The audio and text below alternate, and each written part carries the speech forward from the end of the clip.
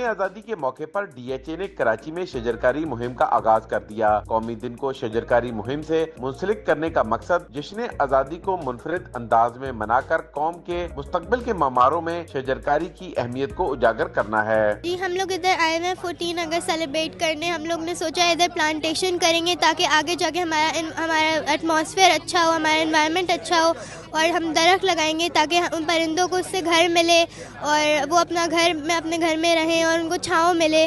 ہم لوگ جو ہیں کافی جگہ جاتے ہیں اپنی نانی کے یہاں، ایسے ہم لوگ سیلیبریٹ کرتے ہیں، اور ہمارے دوست بھی ہیں تو ان کے ساتھ ہم لوگ کافی چیزیں کرتے ہیں۔ ہم لوگ فنکشنز میں جاتے ہیں، تو ایسے ہم لوگ 14 اگست مناتے ہیں۔ 14 اگست پہ بہت سے جو چھوٹے چھوٹے بچے ہیں وہ بھاجے بھی لیتے ہیں، اور ہم لوگ اپنی پوری سوسائٹی بھی سجاتے ہیں جھنڈیوں سے، اور بہت سی جگہ پہ جیسے کہ گاڑی، بائک وغیرہ ان چیزوں پہ بھی ہم لوگ جھنڈے لگاتے ہیں۔ قائد اعظم کے مزار پہ بھی جاتے ہیں بہت سے لوگ۔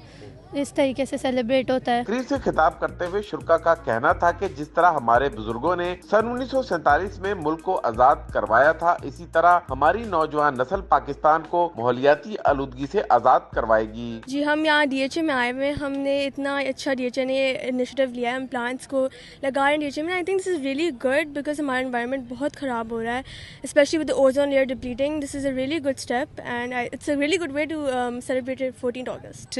Help to clean our environment, as well as we all know that this tree, if we are going to grow a lot of plants, so basically it produces oxygen.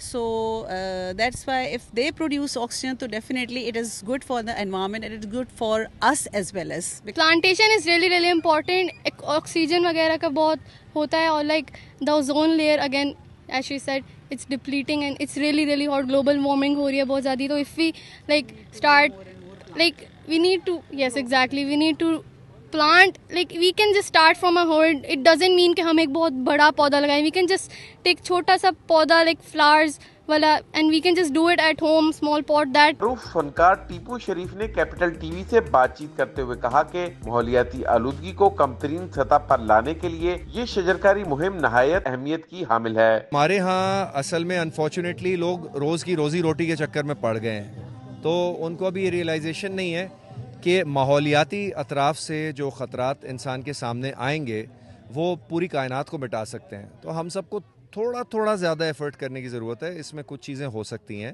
آپ سکولز میں انیشیٹو شروع کر سکتے ہیں کہ بچے pass out نہیں کریں گے جب تک کم از کم 5 درخت لگائیں۔ یہ فلپینز میں ہوتا ہے، صحیح ہے۔ اس کے علاوہ پورچوگل میں بھی اس طرح کے رولز ہوتے ہیں، اسپین میں بھی اس طرح کے رولز ہوتے ہیں۔